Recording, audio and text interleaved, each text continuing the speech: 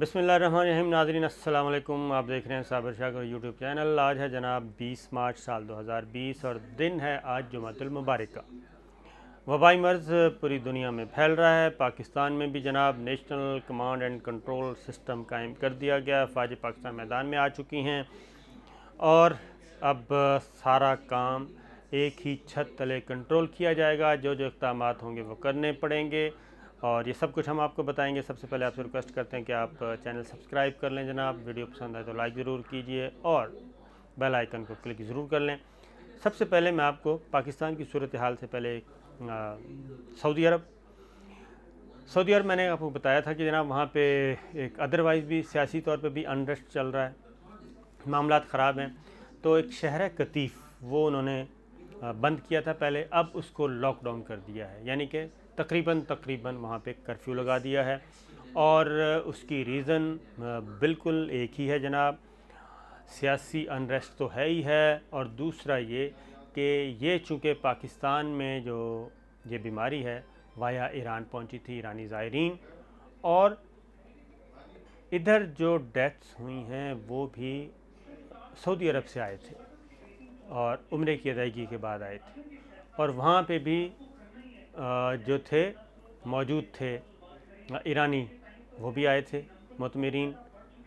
तो कतीफ़ जो है वो है पाक कह रहा हूँ सऊदी अरब और ईरान के बॉर्डर पे, जो बहरा ये पर्शियन गल्फ़ है वहाँ पे ये वाक़या है जनाब। कतीफ़ समंदर के किनारे पे है और आगे ईरान शुरू हो जाता है।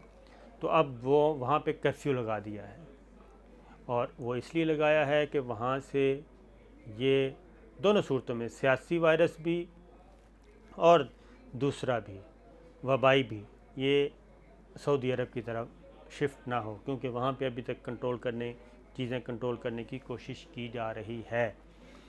तो वो मुकम्मल तौर पे कर्फ्यू लगा दिया गया, लॉकडाउन मुकम्मल। वहाँ से कोई किसी शहरी को निकलने की इजाज़त नहीं है। तो ये है जनाब वहाँ की सूरत हाल। तो जनाब सऊदी अरब ने ये काम किया है क्योंकि वहाँ पे अभी तक चल रहा है। दूसरी और भी उन्होंने पाबंदियाँ लगा दी हैं, तमाम गैर मुल्की परवाज़ें बंद कर दी हैं जनाब, उन्होंने लैंड नहीं हो सकती। उसके बाद दूसरा जो अहम कदम उठाया है वो उठाया है मोदी सरकार ने।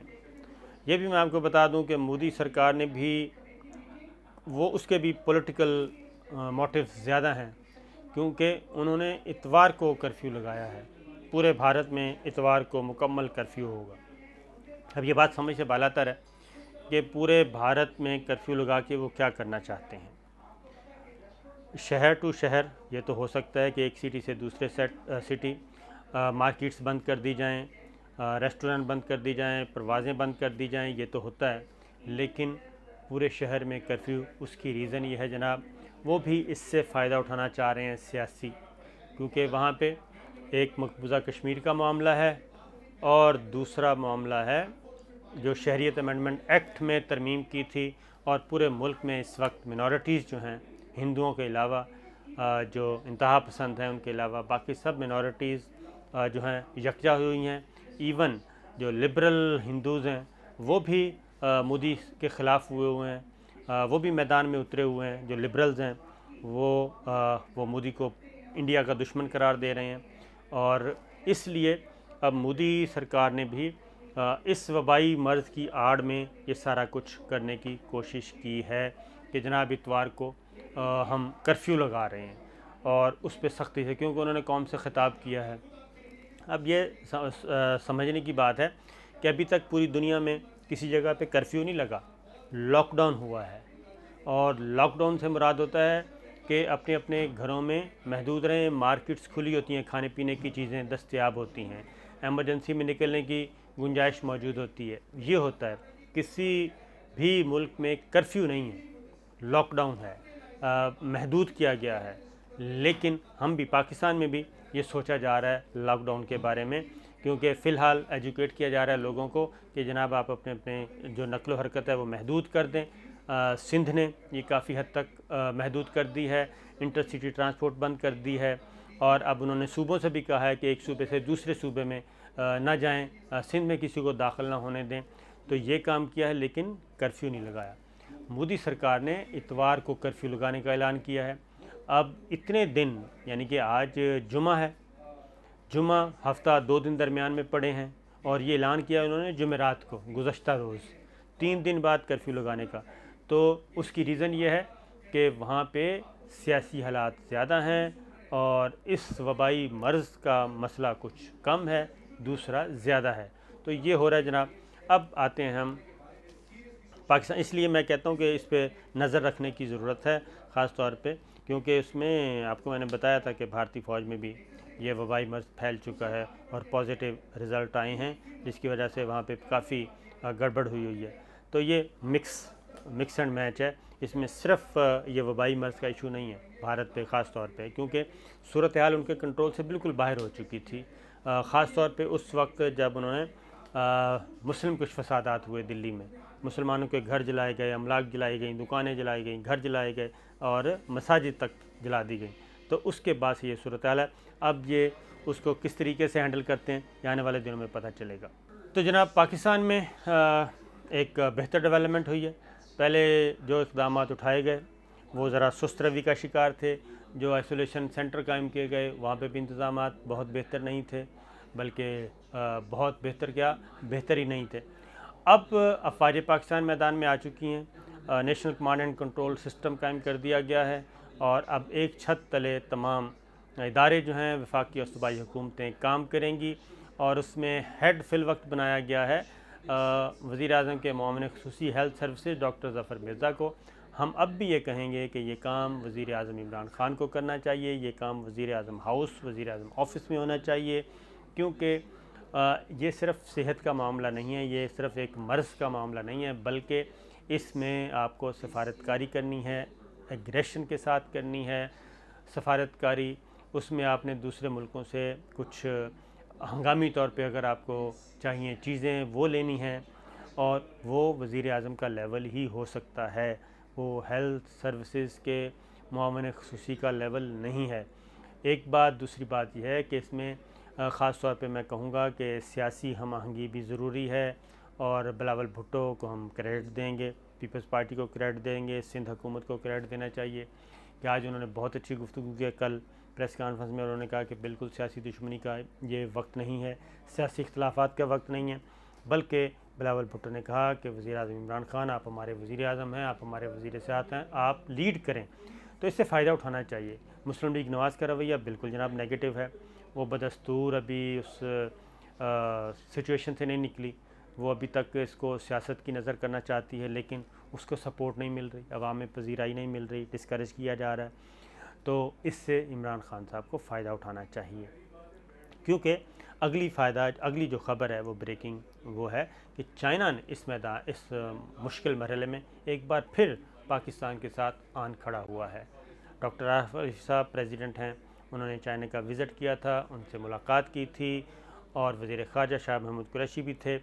तो इस दौरान जनाब चाइना ने पाकिस्तान को फुल पेशकश की है, फुल पेशकश नहीं की बल्कि उन्होंने कह दिया है कि जनाब हमारी तमाम सर्विसेज हाज़िर हैं पाकिस्तान को इस मुश्किल वक्त से निकालने के लिए, क्योंकि हम इस मरज़ से, इस वबा से बहुत एमरजेंसी की सूरत में हम निपट चुके हैं और हमने कंट्रोल कर लिया है, और अब हम पाकिस्तान जो कि अपना दोस्त मुल्क है उसको ज़रूर हेल्प आउट करेंगे।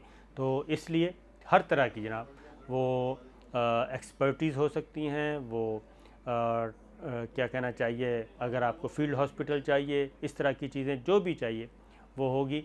और एक और फ़ैसला किया गया है कि सी पैक बिल्कुल नहीं रोकेगा जनाब, एहतियाती तदाबीर सब की जाएंगी, लेकिन सी पैक पे काम जारी और सारी रहेगा, और किसी भी दुश्मन को इससे फ़ायदा उठाने की इजाज़त नहीं दी जाएगी। इक़्तिसादी राहदारी, तरक्की का सफ़र ये जारी रहेगा।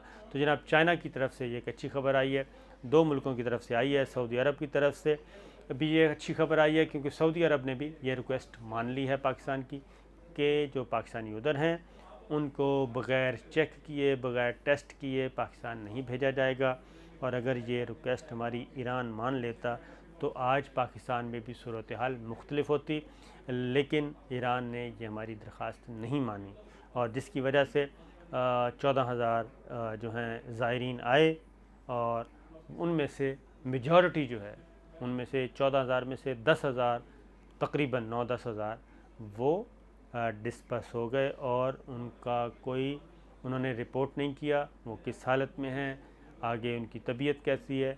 ये उसकी रीज़न ये है कि उनकी ट्रैवल हिस्ट्री का भी इशू है, क्योंकि जो ट्रैवल हिस्ट्री थी वो शाम, Iran, Pakistan, Lebanon, Iran, Pakistan, Iraq, Iran, Pakistan, इस तरह से थी। तो शायद ये भी एक इशू आ रहा था। इस पे हम ज़्यादा बात नहीं करते, इतना ही काफ़ी है। तो जनाब ये सिचुएशन है इस वक्त दुनिया भर में चल रही है और पाकिस्तान में अभी तक अल्लाह का शुक्र है कि सिर्फ 2 अमवात हुई हैं और दोनों ही बाहर से यानी कि अब्रॉड से आए थे और ये वायरस वहाँ से आया था।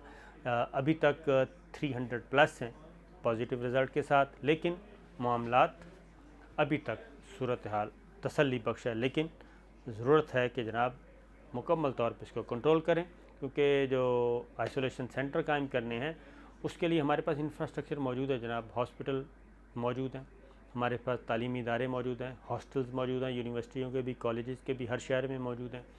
फिर यह है कि गेस्ट हाउसेस, होटल्स मौजूद हैं, 3 स्टार, 4 स्टार, 5 स्टार तमाम होटल्स मौजूद हैं और इनको हमें इस्तेमाल करना चाहिए लोगों को रखने के लिए। जो सस्पेक्ट्स हैं या जिनके पॉजिटिव रिज़ल्ट्स आए हैं वहाँ पे रखें। वहाँ पे हर तरह की बिजली, गैस, पानी की सहूलत मौजूद है, वॉशरूम मौजूद हैं। तो ये हैं जनाब, लेकिन एहतियात सबसे ज़्यादा ज़रूरी है।